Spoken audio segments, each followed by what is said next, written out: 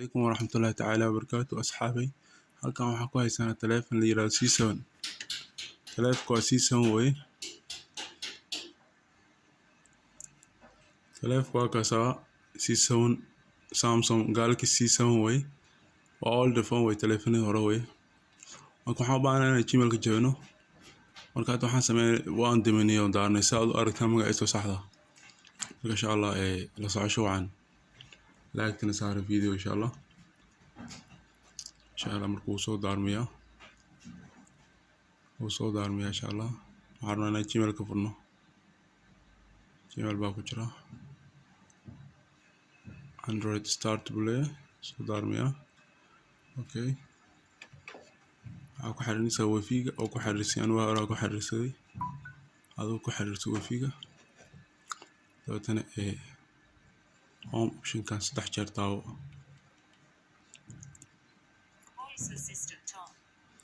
dabeetana markaa 3 jeer taawatid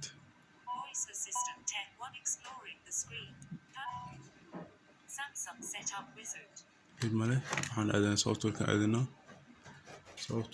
aadanaa insha Allah saxaabi la socosho wacan. software-kan aadanaa software-kan open leenahay. computer-kan aadanaa software computer-ka waxaa please white buu ku hayaa insha Allah wuu soo kacayaa. la socosho wacan asxaabi insha Allah.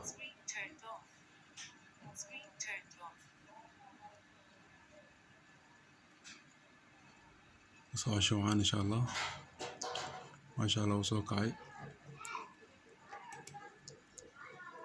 wuu soo kacay bypass-kan tagnaa dabeetana waxaan leenahay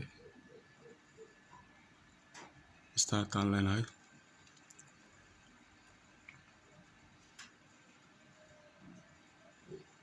start-kaan niraani wuu ku maqan yahay insha Allah. wuu ku maqan yahay insha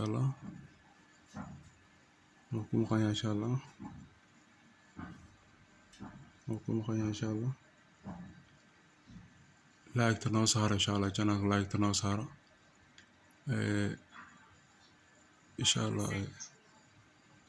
video kale oo xiiso leh oo soo gelin doona insha Allah. waa idin anfici doona insha Allah. like saaro waxyar qadka ma digyar culus insha Allah. markuu soo dhamaado insha Allah waan guda geli doonaa. okay weli way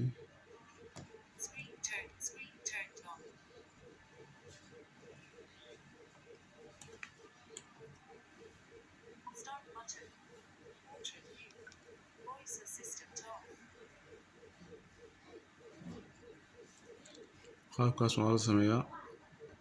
marna waxaa la sameeyaa kaarba intii book bin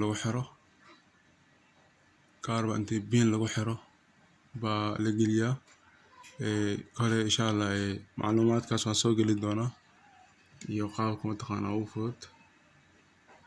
marka insha Allah asxaabi idinkana la socosho wacan insha Allah.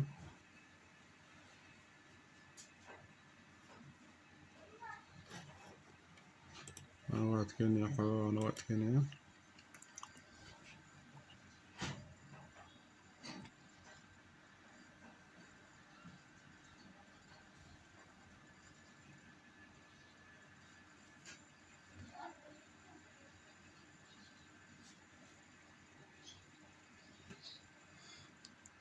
mobilada hore way xoogaa marka waa system-kooda iska adag yahay. marka insha Allah